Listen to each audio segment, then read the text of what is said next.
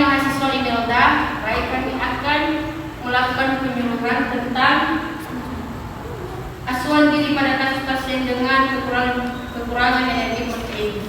Baik, sebelum kami memulaikan penyuluhan kami, izinkan kami untuk memperkenalkan diri depan ini. Saya sebagai moderator, saya Wendri Puspita Sari, penyanyi 1 Widar Jayanti Zai, penyanyi 2 Andari Rasen, dan Francis Plato kita dibawa menyanyi. Baik, kepada teman kami Widar Jayanti, silakan. Terima kasih kesempatan telah diberikan kepada saya untuk menjelaskan dengan tema asuhan gizi pada kasus pasien dengan kekurangan energi protein akibat gangguan psikologis anoreksia nervosa. Sebelum menjelaskan dulu, apakah Bapak Ibu pernah mengetahui apa itu penyakit anoreksia nervosa? Tidak. Belum. Baik, saya akan menjelaskan apa sih itu anoreksia nervosa. Anoreksia nervosa merupakan gangguan yang ditandai dengan penurunan berat badan disengaja ataupun direncanakan. Nah, penurunan berat badan ini dimulai dengan dipertahankan oleh pasien itu sendiri. Gangguan ini biasanya terdapat pada gadis remaja ataupun pada perempuan remaja. Bisa juga pada laki-laki, tapi nggak sering terjadi. Masuk ke diagnosa anoreksia nervosa. Diagnosanya beberapa opsi. Yang pertama itu penurunan berat badan. Penyakit ini ditandai dengan penurunan berat badan. Biasanya itu dilakukan dengan perilaku sering diet atau mengurangi asupan makanan. Yang kedua itu dilakukan sendiri dan menghindari konsumsi lemak, menghindari makanan yang berlemak. Yang ketiga yaitu distori citra tubuh ataupun body image.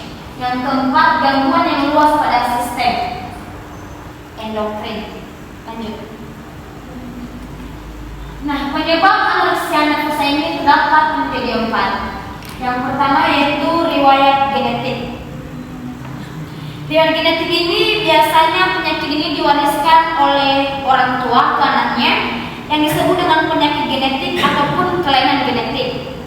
Nah, ini biasanya kondisinya ketika terjadi perubahan sifat dan komponen dalam gen sehingga menimbulkan penyakit.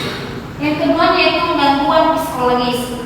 Gangguan psikologis ini sering biasanya seperti gangguan mental, gangguan jiwa yang memengaruhi emosi, pola pikir, dan perilaku penderitanya. Yang ketiga yaitu dari segi biologis.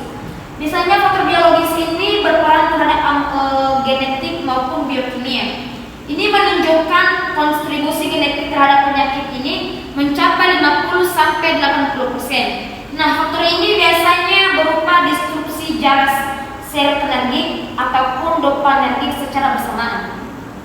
Yang keempat yaitu lingkungan. Nah, tanda dan gejala dari anoreksia nervosa ini terbagi menjadi 2, yaitu gejala fisik dan gejala emosional dan perilaku. Gejala fisik yang di atas cuma 4 yang dipaparkan, tapi nanti saya akan mengangkat.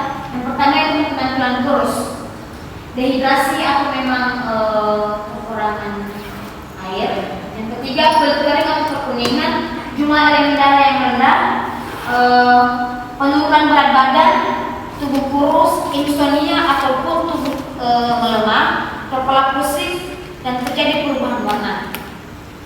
Gejala yang kedua itu gejala emosional dan perilaku. Gejala yang pertamanya yaitu sangat membatasi asupan makan melalui diet ataupun puasa.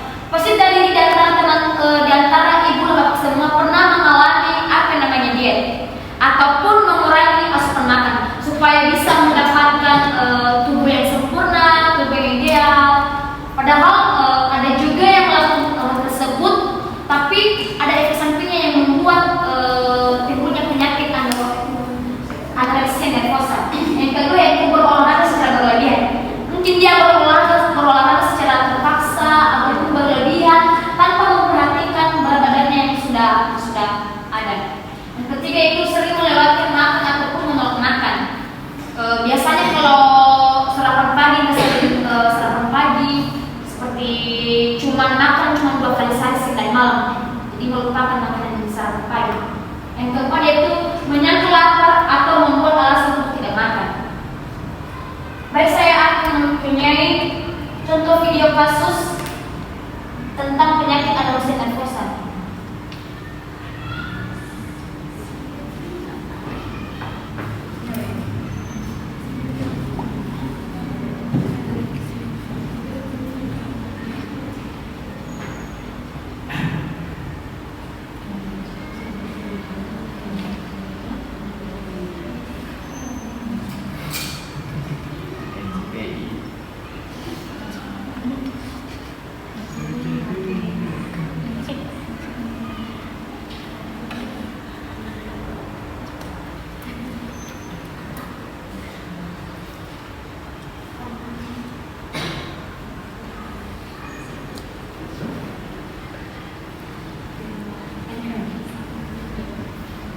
Bisa teman-teman lihat, ini salah satu contoh penyakit anorexia nervosa. Biasanya kita terpengaruh dari media sosial tentang tubuh yang sempurna idaman setiap wanita. Ini contohnya tubuh yang ideal seperti model. Teman-teman saksikan. Nah, akibatnya karena tersebut dia melebihi akibat yang tadi itu, sehingga dia bukan tubuh yang sempurna yang dialaminya, malah terjadi penyakit anorexia nervosa. Itu contohnya penderitanya. Karena merasa takut dan mendengong, jadinya dia bertambah kurus, kekurangan asupan gizi. Jadi buat Bapak Ibu sekalian, jangan coba-coba ya melakukan tersebut.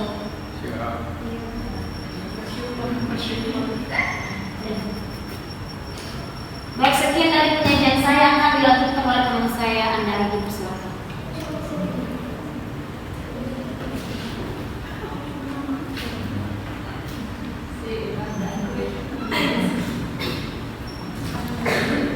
Baik, saya akan melanjutkan penjelasan mengenai penyakit anoreksia.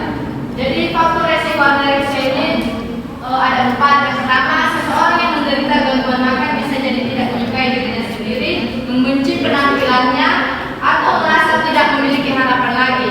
Dan yang kedua, perubahan kehidupan atau pengalaman yang membuat stres. Yang ketiga, pengaruh gambar-gambar di TV, internet, dan media cetak yang seringkali menyenangkan tipe tubuh yang kurus terkesan lebih baik.